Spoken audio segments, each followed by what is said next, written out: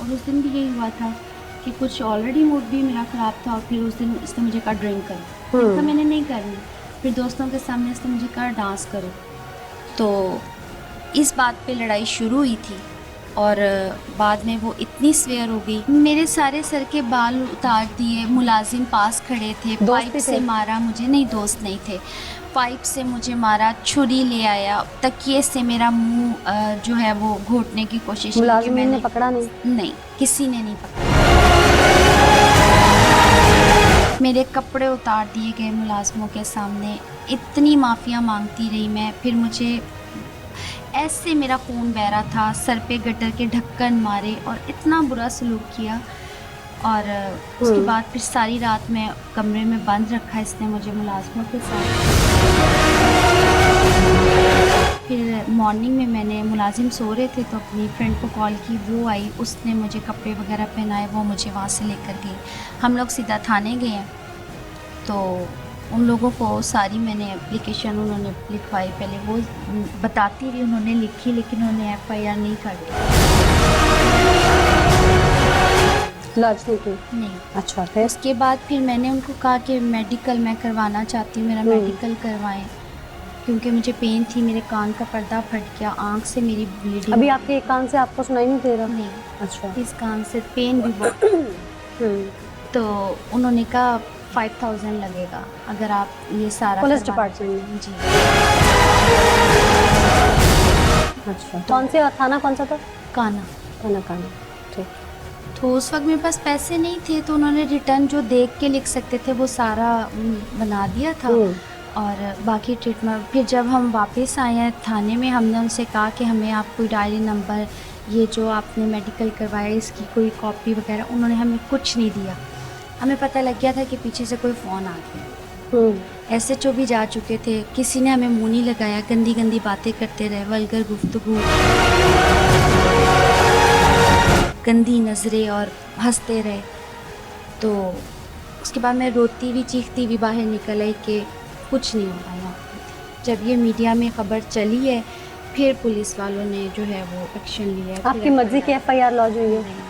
मैंने तो, मुझे पता ही नहीं था उन्होंने FIR में क्या लिखा है क्या नहीं लिखा। आप क्या चाहती थी? मैं चाहती थी कि इसके ऊपर ऐसी दफ़ा लगे कि इसकी बेल ना हो। जितना जुल्म इसने मेरे ऊपर कर दिया ना, एटलीस्ट इसको इसकी सज़ा मिलनी चाहिए। क्या कह रहे हैं? मैंने अपने घर जाना चाहा था तो पुलिस वालों ने उसकी भी मुझे परमिशन नहीं दी। नहीं, आपको क्या कह रहे हैं कि आपको घर बार देंगे या आपको कहीं और भेजेंगे? उन्होंने कहा था जितना हो सकेगा हम आपके साथ ताउन करेंगे। मैंने उनको कहा था कि घर में मेरा सामान है, मेरी गाड़ी है, बीवी तो उसकी हूँ मैं, क्या उन चीज़ों पे मतलब आप खुला की तरफ नहीं जाएंगी? ना मुझे खुला चाहिए, ना मुझे। आप उसके निकाह में रहना चाहती हैं? मैं उसके निकाह में रहना चाहती हूँ। इतनी हाइप क्रिएट करने के बाद आप मीडिया पे आ गई हैं, आपने उस शख्स को पूरी दुनिया में एक किस्म का आईना दिखा दिया है कि तुम क्या हो। तुमने मेरे साथ ये एक औरत ज़ात के साथ, फिर एक इंसानियत के नाते भी तुमने इंसानी कदरों से गिर के ये सलूक किया मेरे साथ। आप फिर भी उसके निकाह में क्यों रहना चाहती हैं? खुला मैं लेना नहीं चाहती, डिवोर्स वो देता नहीं क्योंकि 20 लाख हक में है। तो आप खुला क्यों नहीं लेना चाहती? बीबी बीती आप पे है, उस पे तो नहीं। मुझे नहीं चाहिए, मुझे ज़रूरत ही नहीं। आप उसके निकाह में रहेंगी तो शरीयतन कानूनन आपकी एक एक चीज़ पर हकदार है। मैं भी तो हकदार हूँ उसकी हर चीज़ पर। तो फिर इसी तरह मारधाड़ चलती रहेगी? कुछ नहीं करेगा वो।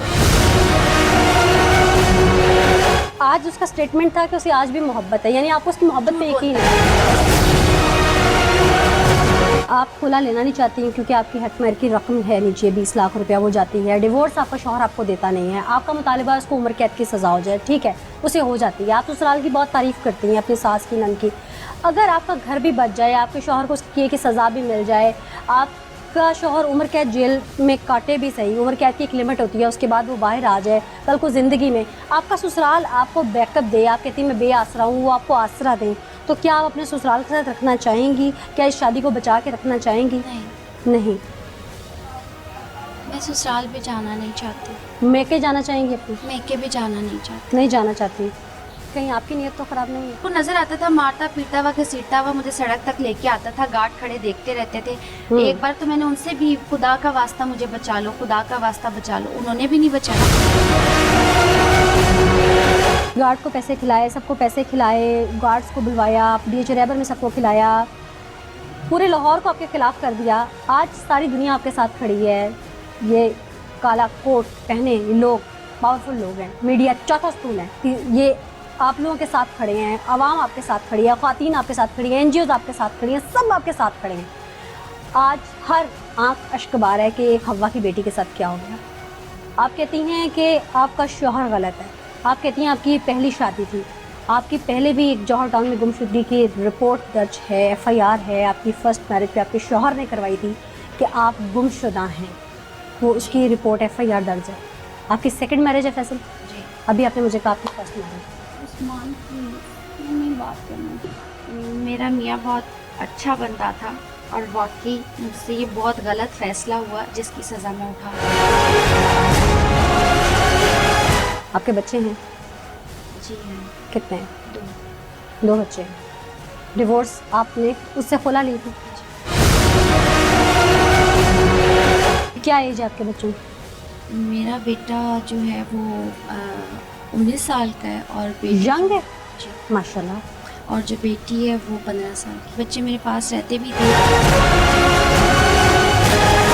नाज़रीन, अस्मा हमारे साथ मौजूद थी। अस्मा की अभी तक डिटेल्ड कहानी, क्योंकि बहुत सारी चीज़ें थी जिनको वाज़े करना ज़रूरी था। कॉन्फ्लिक्ट था मैटर के अंदर, फैसल के इल्ज़ामात की बौछार थी, पुलिस की इंटरोगेशन का दायरा कार वसी हो चुका था। जब मामला उलझते जा रहे थे तो टीम पुकार ने सोचा कि क्यों ना कहीं सुलझाव पैदा करना बहुत ज़रूरी है। इंसाफ अस्मा के साथ गलत हुआ तो मिलना चाहिए। इस पूरे केस में जो भी गिल्टी है उसको कटहरे में लाना चाहिए और जिसके साथ भी जुल्म हो रहा है उसको इंसाफ लाजमी मिलना चाहिए। कानून भी यही कहते हैं, कानूनदान भी यही कहते हैं और हमारी रियासत भी ये कहती है, क्योंकि रियासत मदीना है और नारा लगा था तो उस नारे को सच करना है। हम सहाफ़ी बिरादरी, हमारा फ़र्ज़ बनता है कि हक़ाइक़ को सामने लाएं, सिर्फ तस्वीर का एक रुख नहीं, 2 रुख सामने लाएं, और अगर तस्वीर में कहीं ना कहीं कुछ दाल में काला है तो वो भी वाज़ेह करना हमारी ज़िम्मेदारी है। बहुत सारी चीज़ें मंजर आम पर अभी भी बाकी हैं। आइए आपको जो भी गिल्टी है उसको कटहरे में लाना चाहिए और जिसके साथ भी जुल्म हो रहा है उसको इंसाफ लाजमी मिलना चाहिए। कानून भी यही कहते हैं, कानूनदान भी यही कहते हैं और हमारी रियासत भी ये कहती है, क्योंकि रियासत मदीना है और नारा लगा था तो उस नारे को सच करना है। हम सहाफ़ी बिरादरी, हमारा फ़र्ज़ बनता है कि हक़ाइक़ को सामने लाएं, सिर्फ तस्वीर का एक रुख नहीं, 2 रुख सामने लाएं, और अगर तस्वीर में कहीं ना कहीं कुछ दाल में काला है तो वो भी वाज़ेह करना हमारी ज़िम्मेदारी है। बहुत सारी चीज़ें मंजर आम पर अभी भी बाकी हैं। आइए आपको